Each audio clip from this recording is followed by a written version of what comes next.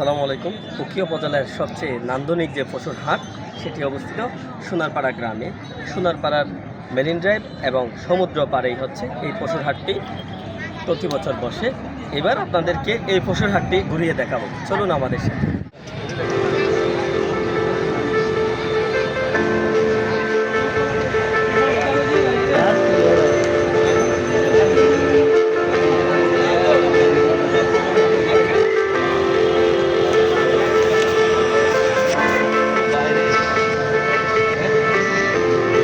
কিন্তু